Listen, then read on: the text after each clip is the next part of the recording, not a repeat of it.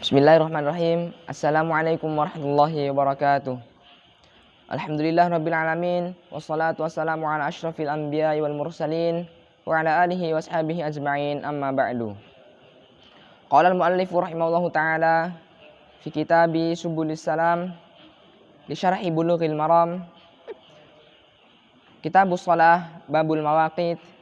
Wa an Abi Sa'id al-Khudri radhiyallahu anhu qala sami'tu Rasulullah sallallahu alaihi wasallam yaqulu la salata ba'da subhi hatta tatlu'a asy-syamsu wa la salata ba'da al-'asri hatta taghiba asy-syamsu, muttafaqun alaih.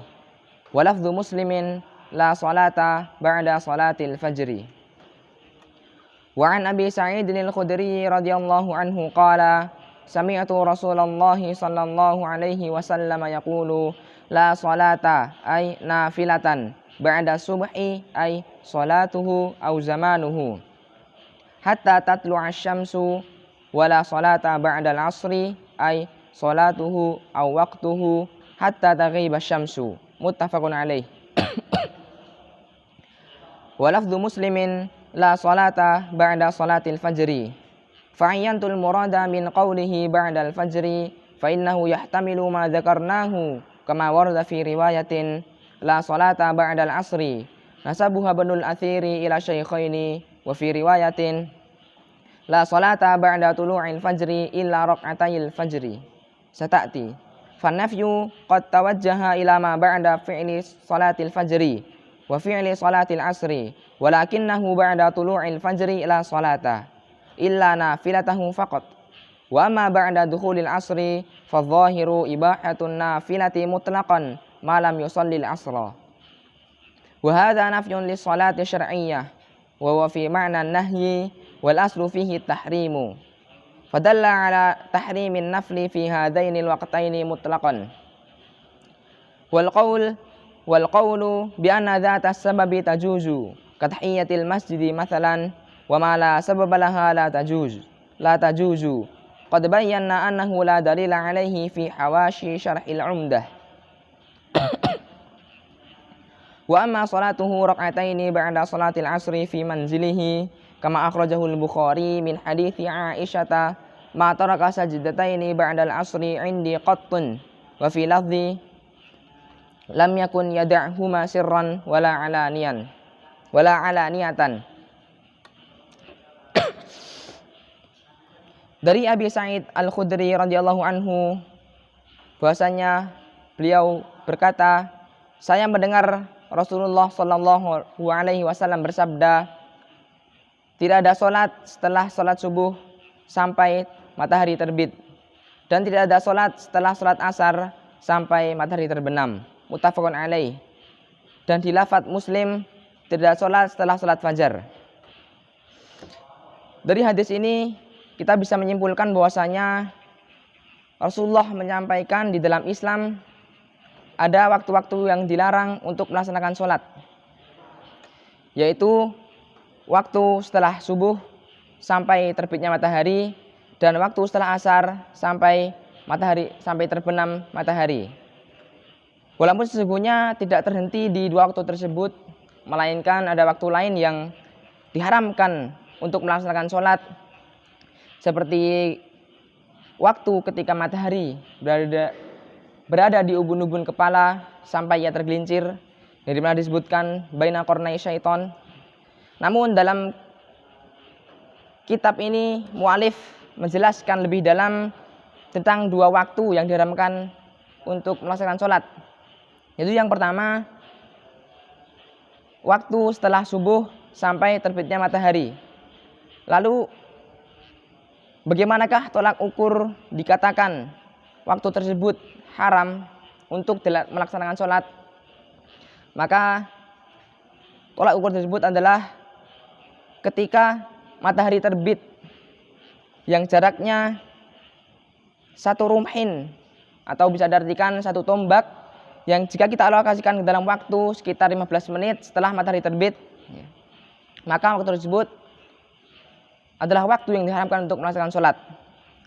Lalu waktu yang kedua adalah waktu setelah asar sampai matahari terbenam atau sampai memasuki waktu sholat maghrib.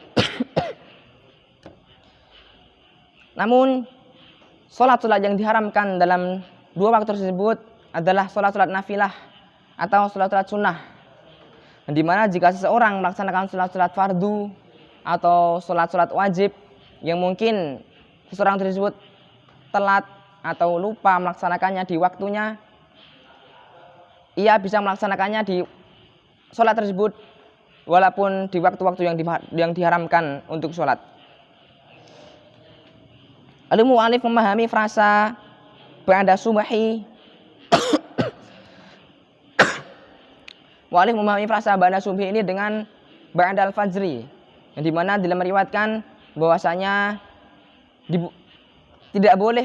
tidak ada sholat setelah sholat subuh kecuali 2 rakaat sholat fajar. Lalu jika seseorang diperbolehkan melaksanakan sholat sunnah atau sholat nafilah sebelum asar, walaupun telah memasuki waktu asar, dengan syarat seseorang tersebut belum melaksanakan sholat asar. Dan apabila jika seseorang tersebut telah menunaikan atau melaksanakan sholat asar, maka ia telah memasuki waktu yang diharamkan untuk sholat-sholat nafilah. Adapun dalam kitab ini disebutkan ada pengecualian dalam pengharaman sholat-sholat, yang dimana ada sholat yang diperbolehkan dalam waktu-waktu tersebut. Jadi misalnya sholat tahiyatul masjid, atau sholat janazah, atau sholat kusuf, ya. Yang dimana sholat tersebut adalah sholat-sholat hisyah atau sholat-sholat yang memiliki sebab. Lalu yang tidak diperbolehkan adalah sholat-sholat mutlak, sholat yang tidak ada sebab yang mendasarinya. Jadi misalnya ada seorang yang melaksanakan sholat karena ingin memperbanyak ibadahnya, terutama dalam hal sholat. Atau ada orang yang misalnya sedang sedih, sedang gelisah, sedang insecure, lalu ia ingin menenangkan hatinya dengan sholat, ya. Dan itu tidak ada sebab yang mendasarinya dalam syariat, maka sholat-sholat tersebut adalah sholat yang dilarang. Namun dalam sebuah riwayat yang diriwayatkan oleh Aisyah, bahwasanya Rasulullah tidak pernah meninggalkan 2 rakaat sholat setelah asar. Namun sholat tersebut setelah tersebut telah ada nas atau perkataan Rasulullah yang menghapus ketetapan tersebut, yaitu bahwasanya tidak boleh mengqadha sholat ba'diyah zuhur menjadi atau dilaksanakan setelah asar, karena perkataan Rasulullah memiliki derajat yang lebih tinggi dari perbuatannya atau fiilnya.